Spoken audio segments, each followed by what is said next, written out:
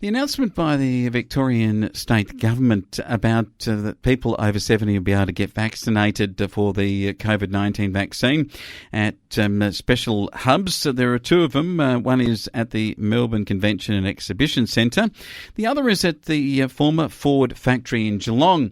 People over 70 will be able to show up without an appointment and receive the vaccine. The AstraZeneca vaccine will be available to Victorians in groups 1A and 1B, and that the medical experts quote, recommendations obviously impacted the national rollout in Victoria, that they're working around the clock to find solutions to get vaccines in people's arms as quickly as possible, says the Health Minister Martin Foley.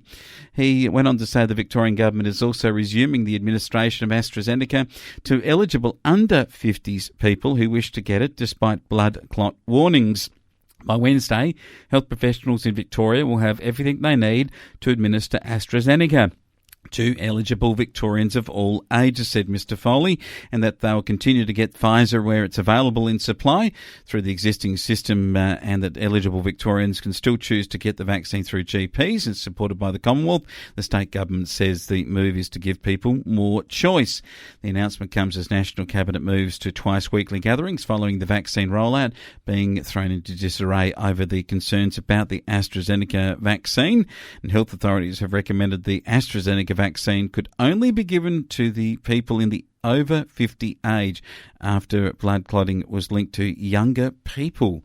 This is extraordinary stuff, isn't it? That we were able to get all of these testing centres up and going right around Victoria and New South Wales.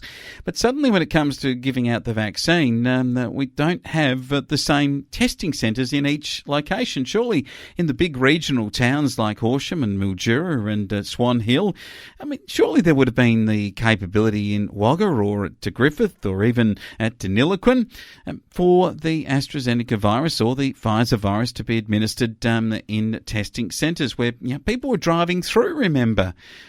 Why wouldn't we be thinking about that again if we're looking to keep the spread of the coronavirus down and take out all the risk factors, like we are still wearing masks when we line up at the football and when we go to the food stall at the football?